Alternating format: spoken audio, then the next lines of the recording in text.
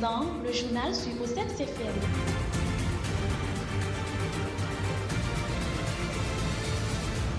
Osset FM, le témoin de l'information.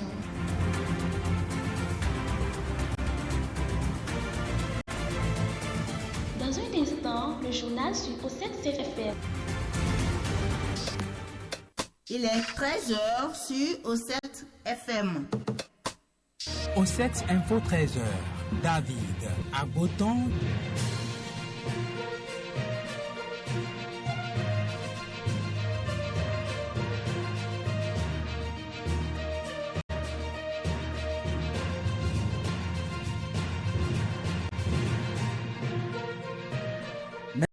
Mesdemoiselles et messieurs, bonjour. C'est l'heure de suivre l'actualité sur Ossex FM. Nous sommes mercredi 14 août 2024.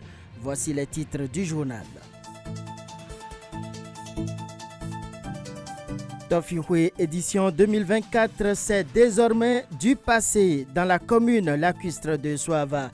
Les regards sont désormais tournés vers l'organisation de la 8e édition en 2025. Les populations leur donnent leur appréciation sur la 7e édition et font déjà des propositions pour 2025.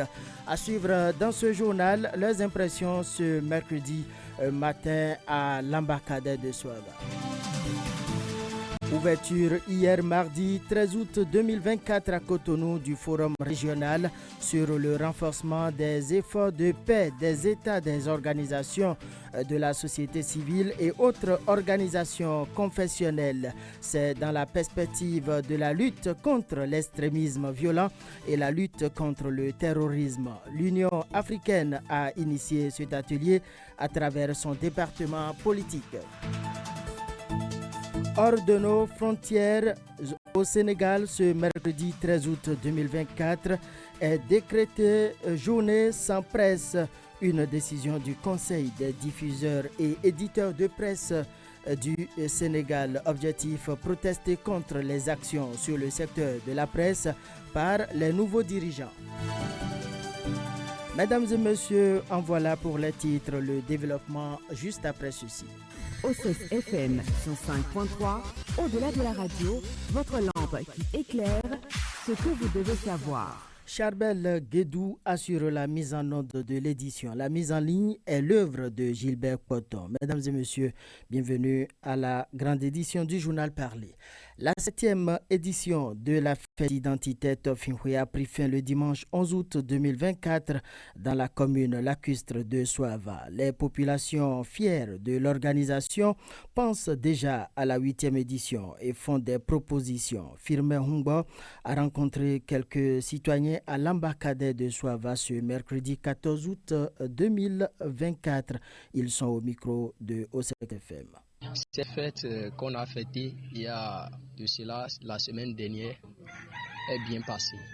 Et pour aller dans les détails, ils ont bien organisé les dirigeants de cette fête, ils ont bien organisé les choses. Et ce que j'aimerais souligner et ratifier sans hésiter, je veux que l'année prochaine, que leur prix de paille soit fixé à un seul prix et tout le monde, nous devons payer et participer. Je dis cela parce que nous avons fait des constats, nous avons conclu qu'il y a certains arrondissements qui n'ont pas participé du tout, vu leur manière de programmer la fête et de reprogrammer. Je remercie au passage les organisateurs qui ont pu manifester pour que la fête soit plus belle. Premièrement, ce que je souhaiterais, il faut que nous revoyons le prix de la paille. Après ça, nous allons revoir la quantité. La quantité que nous commandons avant, il faut que nous revoyions un peu la quantité et revoyer un peu l'organisation. Tofihui 2024 là, ça s'est bien passé. J'aime les organisations, mais pour que ça soit encore bon l'année prochaine, il faut que les bureaux, les membres d'organisation, il faut qu'ils réorganisent encore pour que ça soit encore bien passé, puisque ceux de 2024 que nous venons de terminer ceci après 2 jours comme ça. Bon, pour plus que la population de la commune de Soava soit heureuse de la fête, il faut que les membres d'organisation réorganisent encore.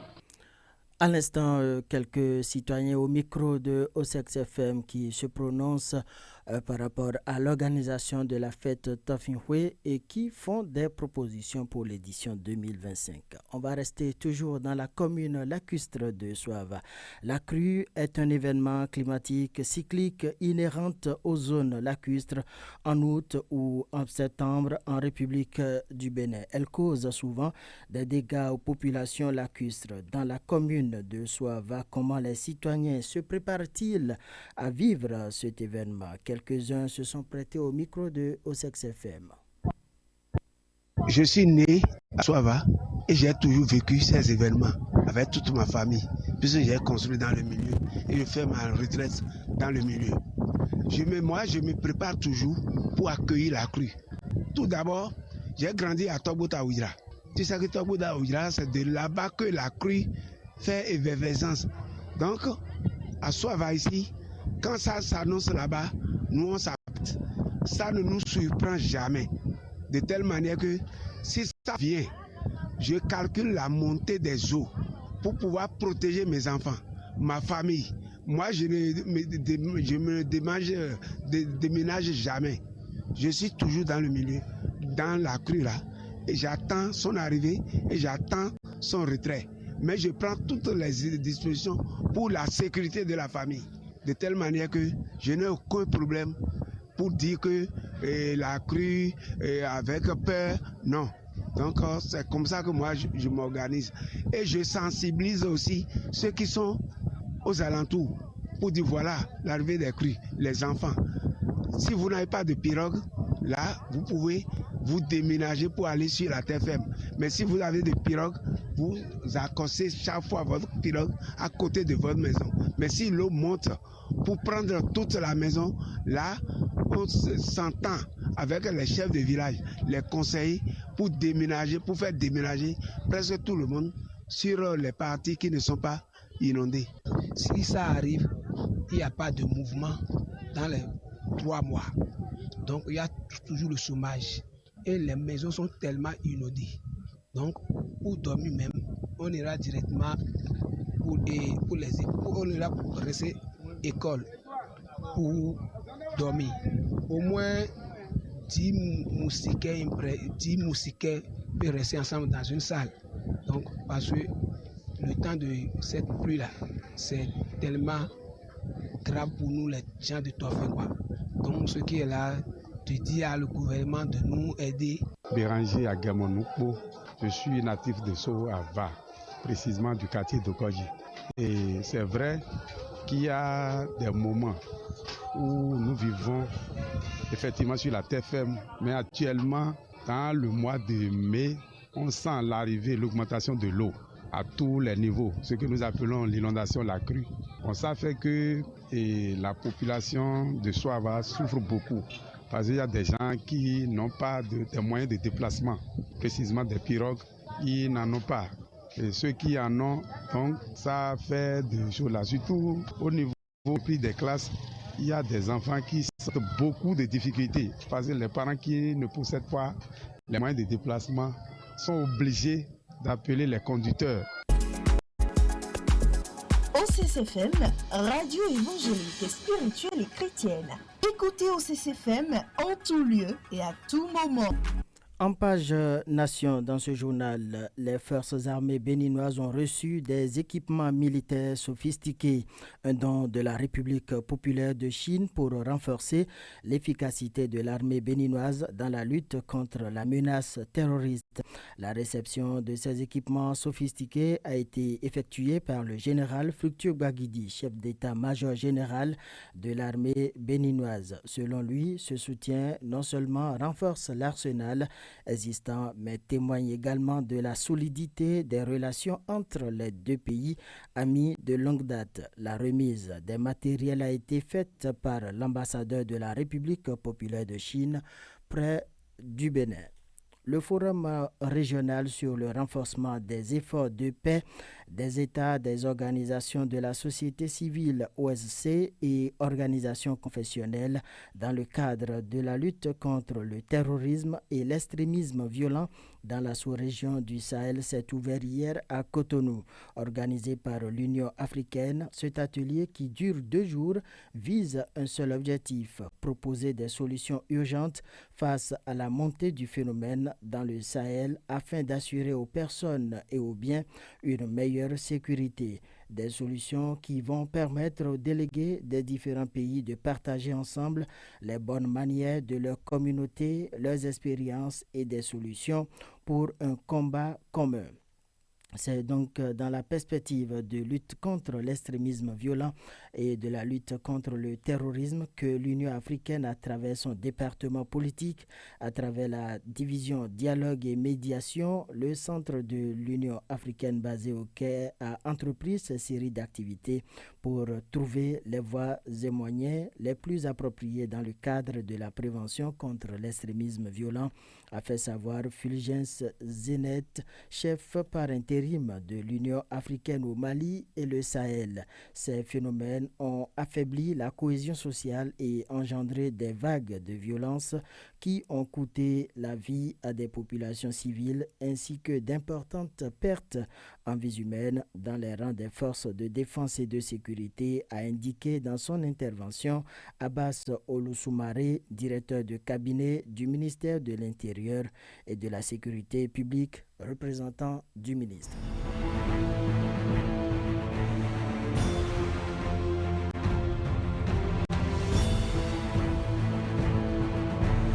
Mesdames et messieurs, vous l'avez compris, ce sont à présent les informations hors de nos frontières. En Côte d'Ivoire, le président de l'Assemblée nationale, Adama Bictogo, a reçu dans la soirée du mardi 10 août 2024 la présidente du Parlement de la CEDEAO, Maimounatu Ibrahima. C'est dans le cadre de la réunion délocalisée de la CEDEAO qui se tient dans la capitale économique ivoirienne depuis le lundi 12 août 2024 sur la gestion budgétaire de la communauté à l'Assemblée nationale à Abidjan en Côte d'Ivoire. Rôle du Parlement de la CEDEAO dans l'élaboration et le suivi du budget de la communauté, c'est sous ce thème que la réunion est officiellement placée.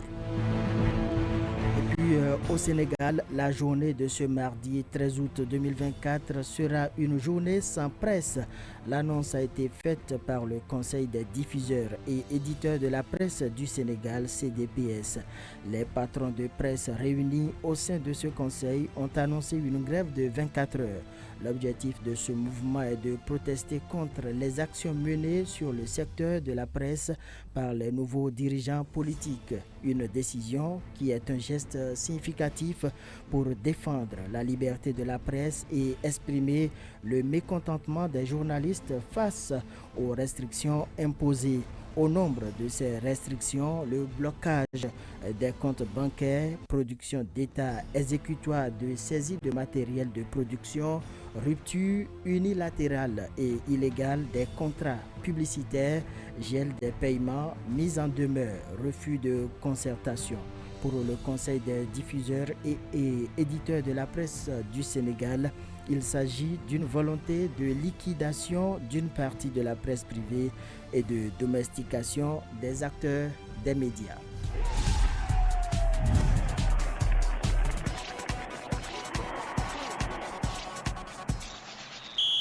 Mesdames et messieurs, ce sera donc tout pour cette édition. Merci de nous avoir suivis, mais avant de prendre congé de vous, voici le rappel des titres.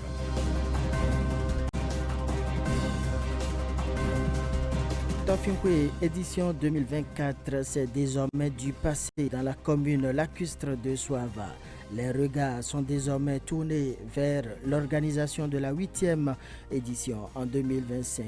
Les populations donnent leurs appréciations sur la 7e édition et font des propositions. Vous les avez suivis dans ce journal.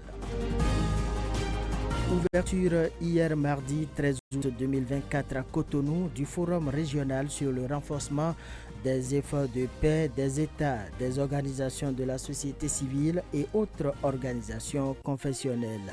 C'est dans la perspective de la lutte contre l'extrémisme violent et la lutte contre le terrorisme. L'Union africaine est l'initiateur de cet atelier à travers son département politique. Hors de nos frontières au Sénégal, ce mercredi 13 août 2024 est décrété journée sans presse, une décision du Conseil des diffuseurs et éditeurs de presse du Sénégal. Objectif, protester contre les actions sur le secteur de la presse par les nouveaux dirigeants. Charbel Guédou a assuré la mise en onde de l'édition, la diffusion, la mise en ligne a été assurée par Gilbert Poton. Devant ce microphone, David Agboton. Merci de nous avoir suivis. Excellent après-midi à chacun et à tous. OCCFM, radio évangélique, spirituelle et chrétienne. Écoutez OCCFM en tout lieu et à tout moment.